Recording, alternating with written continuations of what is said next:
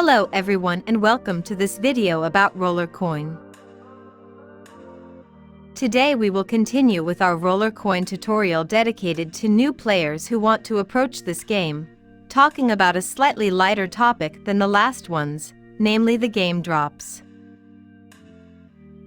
If you haven't registered on Rollercoin yet, you want to take advantage of a small initial bonus, and you want to support this channel to produce new videos, consider registering using the link in the description of this video. It is absolutely not mandatory, but if you do it, it is something that costs you nothing, and for that I thank you.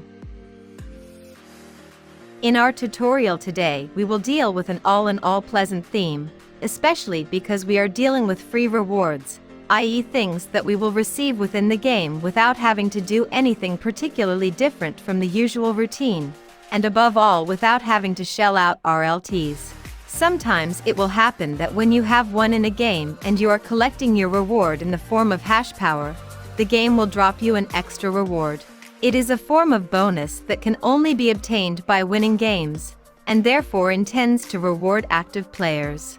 Unfortunately, let's start right away by saying that these aren't particularly exciting prizes. They won't change our lives. But instead of complaining, as I often see many users do, let's try to appreciate the gesture, which is in any case a small acknowledgement towards those who actively participate. Also, especially if you're just starting out, any help is extremely convenient, however small it may be. We've all been there, at least we normal and above all honest players. Accumulating the amount of RLTs needed to get the first miners takes effort and patience. There are currently a total of 8 rewards that can be obtained from the games.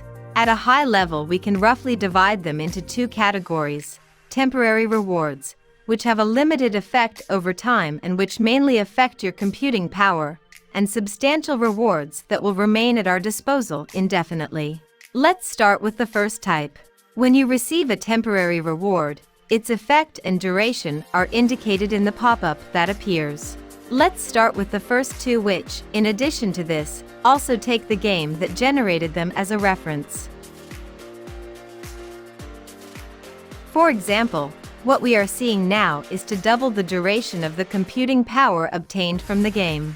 If normally, without any other bonuses, we know that the power gained from a game runs out after 24 hours, this reward causes it to last for 48 hours instead.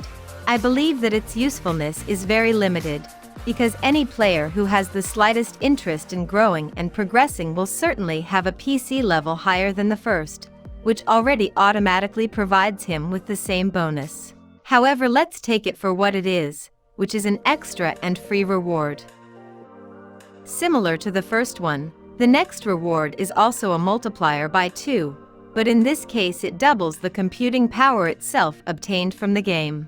Slightly more useful than the previous one, especially if obtained on a high-paying game.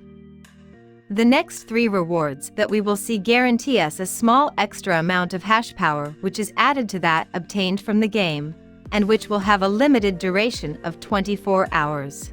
They are obviously negligible quantities, but on large numbers, if we play many games, they have some effect.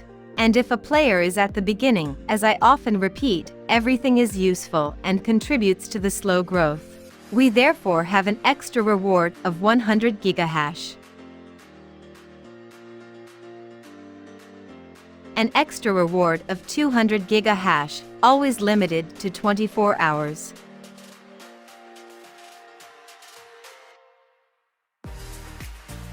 And finally, a 300 gigahash, always lasting 24 hours.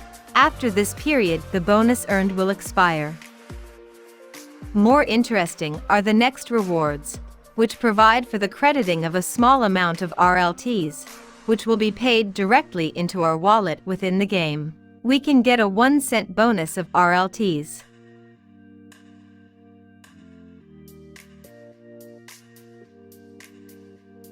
Or, if we are luckier, 5 cents worth of RLTs. These RLTs can be spent as we please. Once in our wallet, they will be indistinguishable from those generated by mining or in any other way. It goes without saying that, compared to the first temporary rewards, Getting even just a few cents of RLTs allows us to have them at our leisure and for an indefinite time.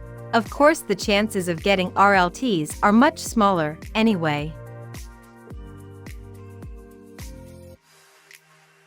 Finally, if you are particularly lucky, there could be dropped as a reward no less than a minor. I agree, of very low power, but still a minor. This is by far the best reward you could get, although the odds are very slim indeed. Originally, it has always been very difficult to obtain this drop. Lately I have the serious impression that they have further retouched the percentages because I notice how it is becoming increasingly rare to obtain it. I don't have a precise probability calculation table. I'm not sure if it has ever been shared by the team. I can only give you my best estimate based on my personal experience. You have a chance to get this minor more or less every 2,000 or 3,000 games, or if you prefer once a month if you are a very active player.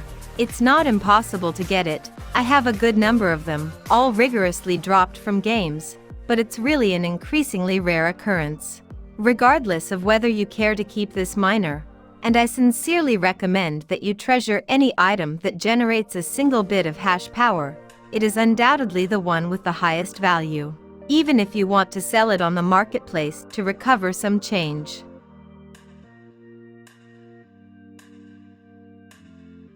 One last personal consideration on game drops. Initially, as soon as this feature was introduced, games also and above all dropped components for the merge, fans, wiring and hashboards of various levels. It is a real pity that the Rollercoin team subsequently adopted a different strategy. I find that the current system for procuring components is unnecessarily cumbersome, expensive, impractical. In short, it is only my opinion, but everything could easily have remained as it was originally. But, you know, things evolve. Let's enjoy what we have today and what the game will offer us in the future. As always, thank you for watching. I hope you found this video helpful in some way. And see you soon for a new topic of this free-to-play Rollercoin tutorial. See you soon.